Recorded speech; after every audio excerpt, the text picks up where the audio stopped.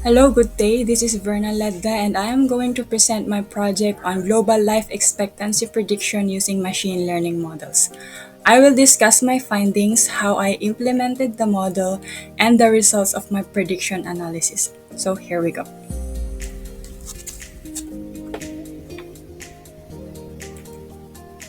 Have you asked yourself, when am I going to die? It's probably not just me, but sometimes we wonder and get curious of our own mortality. This thought evokes a range of emotions, and while I searched for the subject for this research, this caught my attention. Life expectancy, by definition, is the length of years a person is expected to live, influenced by several factors including geographic location, lifestyle, access to healthcare, and events beyond our control.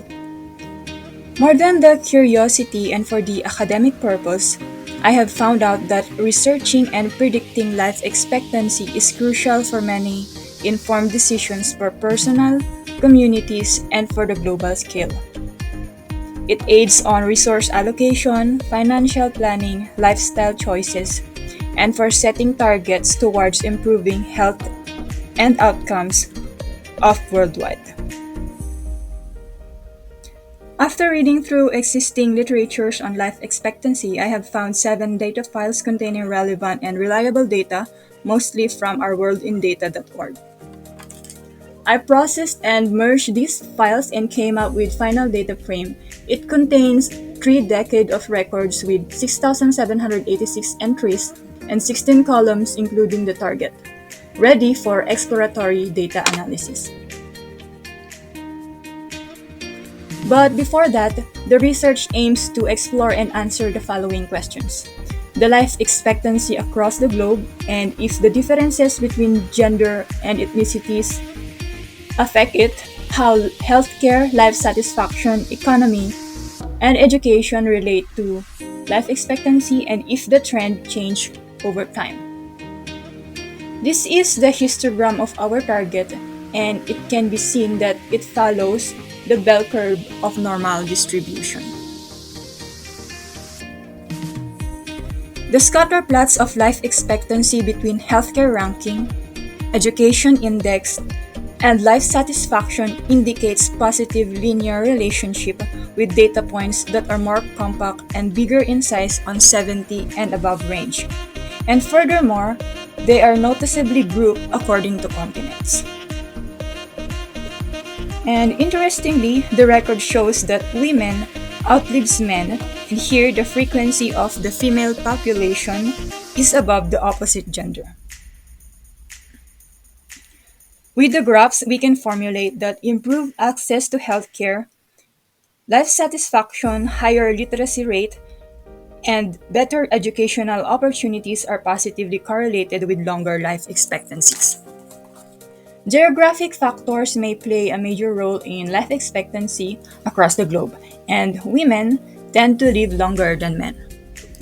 Now we proceed with the model implementation. For the actual modeling part, I dropped the country column and created dummies for gender and continents. I decided to use robust scaler because there are some outliers on the data, though using standard scaler doesn't make much difference. For feature selection, select from model with random forest regressor was utilized. This technique automatically retains relevant features and reduces the model's complexity. To select the best pipe, I used several regression techniques including the classic linear regression and the ensemble methods.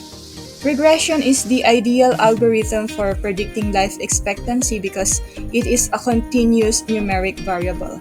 And here we come up with the R2 and RMSE table being XGBoost regressor on top. 97% accuracy and 1.35 RMSE score suggests an excellent performance in predicting the target as it captures the underlying patterns and the data effectively.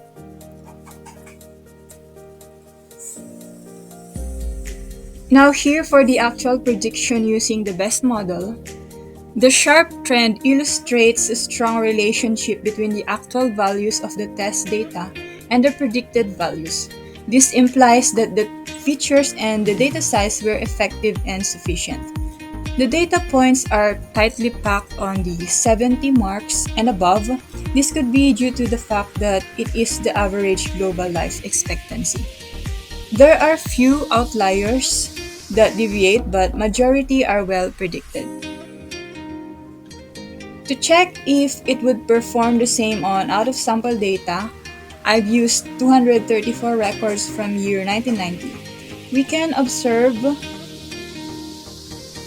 outliers on 30 to 50 marks on these scatter plots, but this could be because I cut them from the training data to get normal distribution. But the rest is capturing the general trend and direction of the data, like the plot above.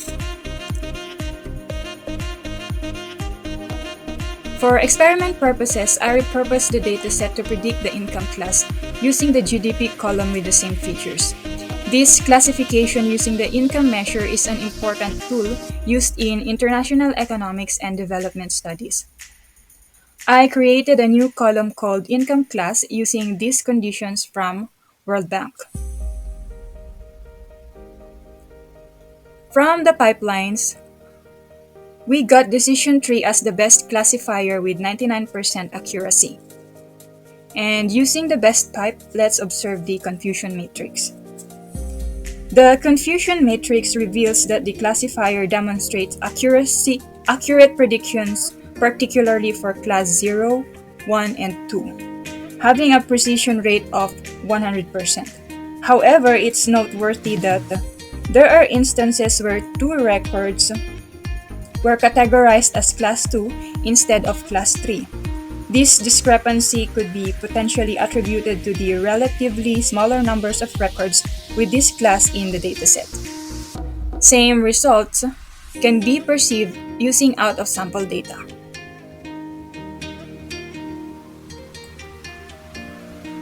So there.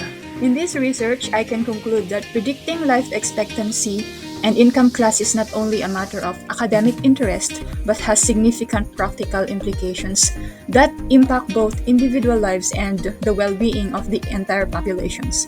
Key implications include public health planning, medical research, personal decision-making, and global measure comparisons to spot potential areas of improvement.